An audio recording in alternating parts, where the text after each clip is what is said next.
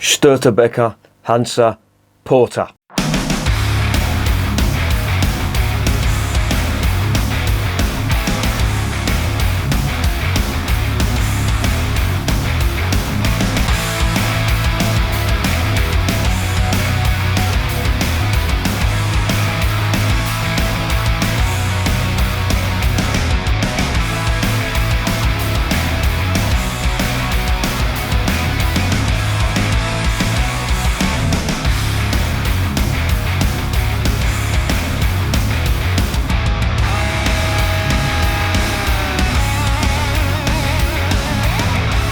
And remember, life is too short to be drinking shitty beer.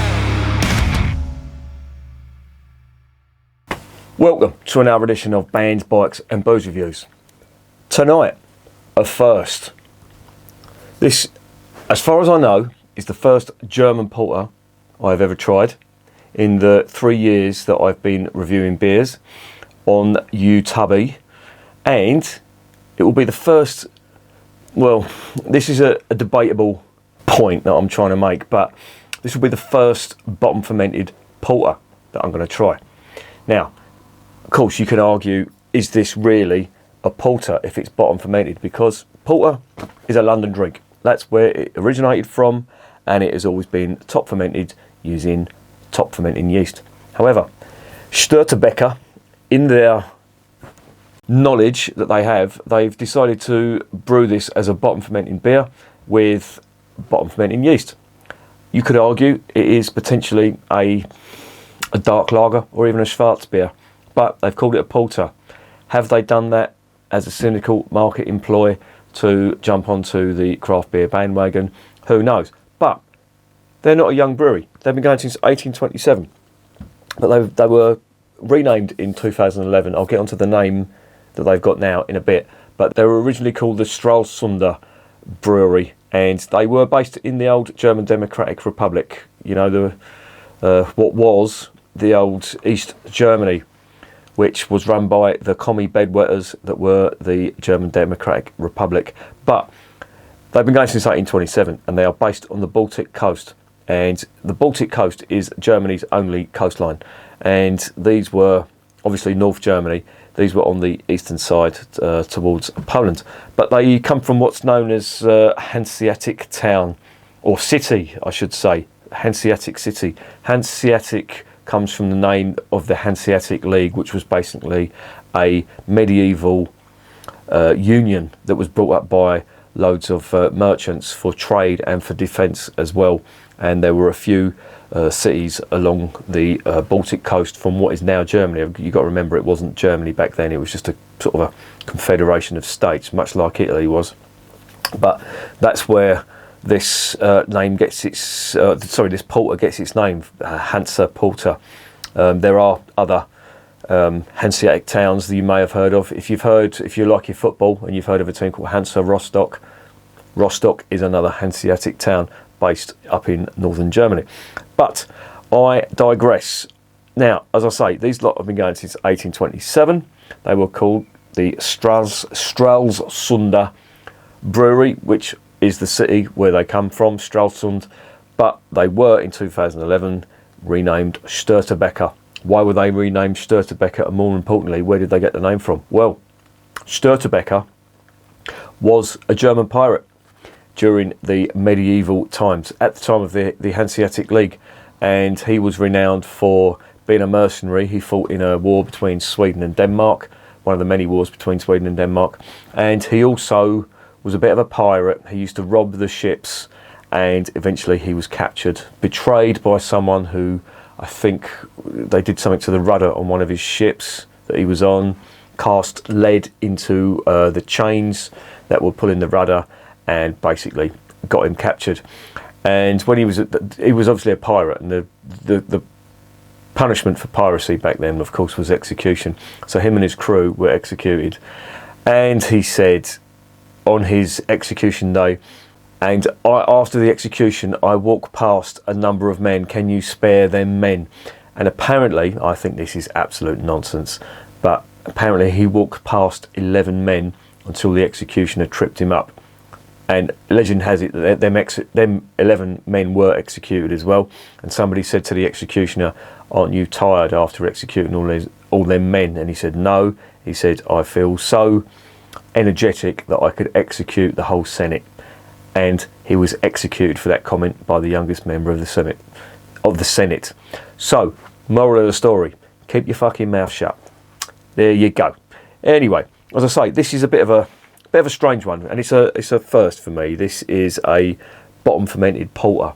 Now, as I mentioned before, you can argue the finer points about whether this really is a porter, but there is a history of porter being in Germany. You've got to remember, this Hanseatic League was basically a league of merchants who used to trade all over Europe, and they actually did bring back, as rumour would have it, I have no evidence to back this up, but they say that the Germans, well, they weren't the Germans, they were from the states of Hamburg and Rostock and places like that. They would be bringing back British ale in the later years of the Hanseatic League, and supposedly it spread, porter spread to Germany in the 19th century. I don't know how true that is. I would probably need to do a bit more research on that, but this is what the brewery is saying, so take it with a pinch of salt. But this lot are quite a big concern. They are quite popular in northern Germany, would you believe? They're up there with Flensburger and Jever and all the other top North German breweries. And I've got a couple of beers in the fridge, so I am going to be trying them. These were brought over by my mate Norby. Now, again, disclaimer with all of these German beers, I'm not sure how readily available this is going to be in the UK, but I know you can buy it online. I have seen it on a couple of UK online beer sellers, so if this gets a favourable review, then maybe you want to hunt it down. But it's a porter, and if you're living in the UK and Fuller's have got their London porter, I think that's going to take some beating, but I could be wrong. Let's find out.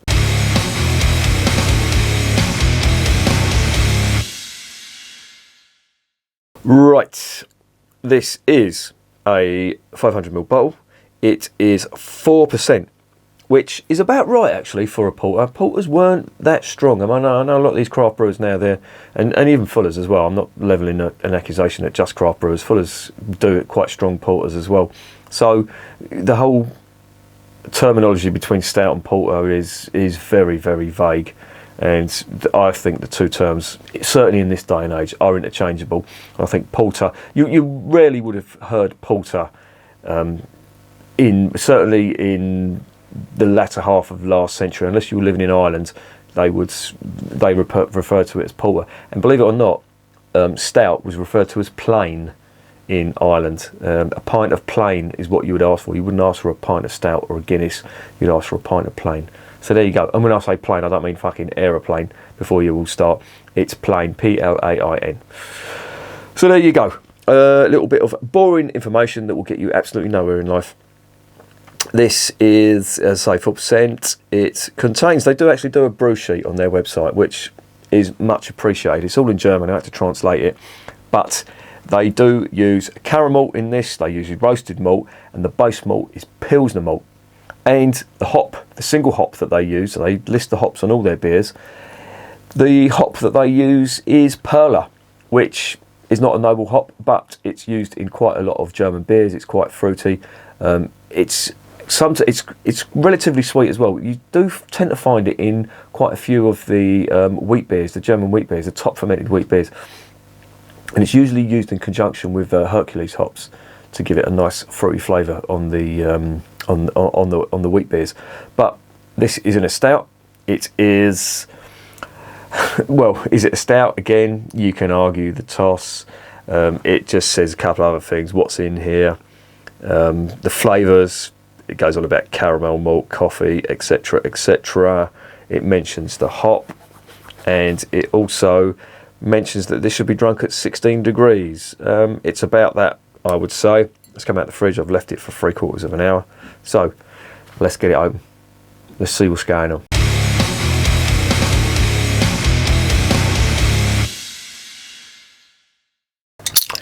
Right, I've given up on my posh bottle opener. I'm just going to use ye oldie traditional cap lifter.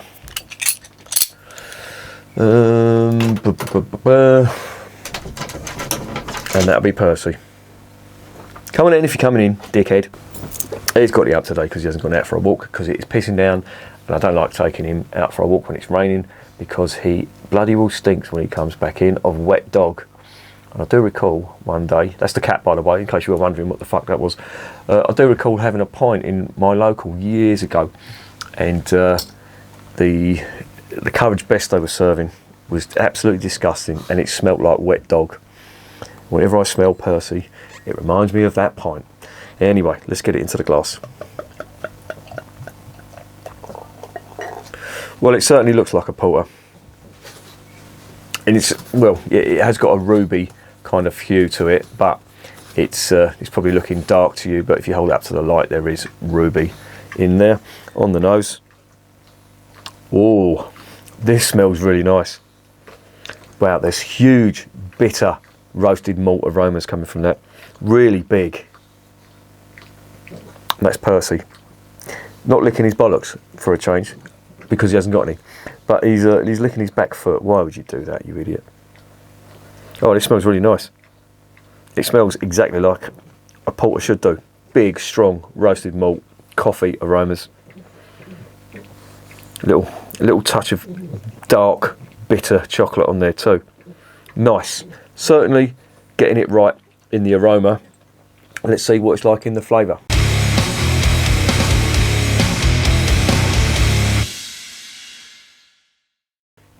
Zum Wohl, as I say in Germany.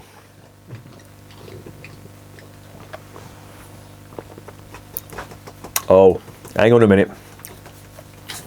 Wait a minute. That's really sweet. To the point where I believe they've put sugar in this. Oh, that's really sweet. And that's disappointing because that smelled great. Why would you do that?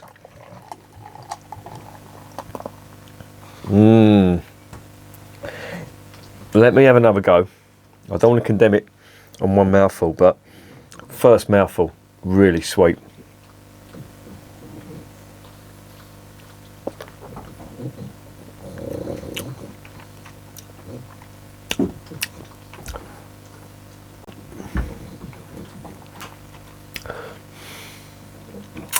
I'm not sure about this. It smells great, it really does, but there's absolutely no hint of that sweetness whatsoever. But the first thing that hit me was on the palate was a real artificial sweetness. And the last time I tried that was from another East German beer as well. And that was it the ABZ Schwarzbier?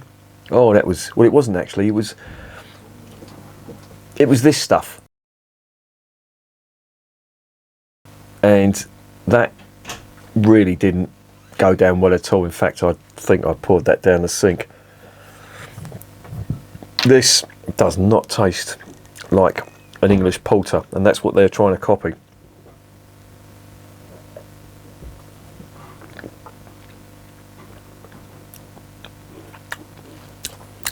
What's making it so sweet? For fuck's sake. Does it mention sugar in here? Let me check the ingredients. I should have looked at them ingredients properly. Yeah. There, look. Brauwasser, Gustem malt, invert, Zucker, yeast, hops, and Kohlensäure. What the fuck is that? Kohlensäure. Give me 2 minutes, I'll look that up. Well, that's a new one on me. Kohlensäure. I think that's how it's pronounced. It's Kohlensäure. It's basically carbonic acid, which is basically carbon dioxide. Why would you list that? We know there's fucking carbon dioxide in there. But the invert sugar, they've gone way over the top with that.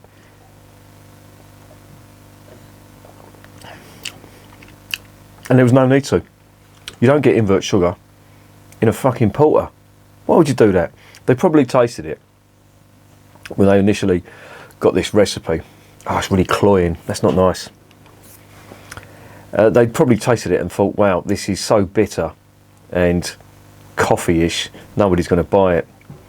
But that's what a porter is. That's how a porter should taste. And this tastes, it's just too sweet.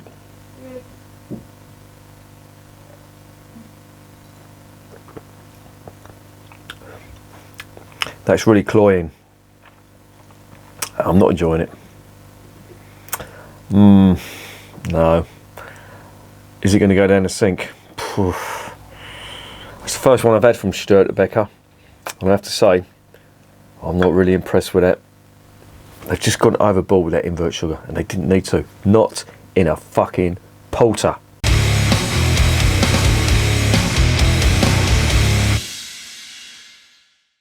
So, what is this verdict on Störtebeker Hanse Porter? In a word, sweet. When a beer does not need to be sweet, they've gone and made it fucking sweet with invert sugar. Yes, you use invert sugar on dark ales, ruby ales, maybe even some bitters have invert sugar, not really sure. Old ales, especially barley wines, but stouts, you don't put sugar in stout. Yes, I know there are milk stouts that contain lactose, which is basically milk sugar or dairy sugar, and yeah, that's an anomaly. But in a porter, what I would consider a London porter, which is the archetypal porter, which is where it originates from, this is just far too sweet. And as I say, it must be an East German thing, because it was in I think it's the ABZ Schwarzbier, and they've put it in this as well, and it ain't nice, and I'm not enjoying it, and I really am. I'll probably drink it because my mates brought it over all the way from Germany, and I'm gonna force myself to drink it. But yeah, I would not bother with this at all, because it may be to your taste if you like, maybe, I don't know, a sweet dark lager, you may like it, but for me, they've just got overboard with sugar. I'm going to fucking repeat myself till I hammer it into everyone that this is fucking too sweet. Unusual with a German brewer, because, as I say, most breweries conform to the Reinheitsgebot, and this is another example of, I know my views on the Reinheitsgebot don't really hold much weight, but this is why I think it's a farce, because not all German brewers abide by it. And again, another classic example of a brewer not abiding by the Reinheitsgebot and brewing a beer that doesn't taste very good. No, I'm going to give this a low mark. I'm going to give it a 4. No, I'm going to give it a 3.5. I'm going to give it a 3.5, and it's getting the marks for the aroma, because the aroma was really good. It really did smell promising, but nah. If you're trying to copy a porter, go back to the drawing board, lose the fucking invert sugar. And from what I've smelt on the aroma, without the sugar, that could have been really nice. It could have been a really good porter, and I was about to be impressed, but nah, you've just fallen by the wayside. This has got 3 gold medals. Jesus Christ, not in the UK. This wouldn't get a gold medal in the UK. It's not like any porter I've tasted or I would ever want to taste. So there you go. Sorry, Norby, but this one is a loser. He really rates this brewery. He brought me over like a little carry box with some of their ales in there. They had a Keller beer. They've got a Weizen in there. I might try the Weizen next. If they put sugar in that, I am going to go effing ballistic. Could well go into a rant, but there you go. They probably haven't, but I'll be checking for that. Invert sugar. And all Germans are laughing at me now. Well, fuck you. You can't brew porter. And remember, I'm drinking this shit, so you don't have to.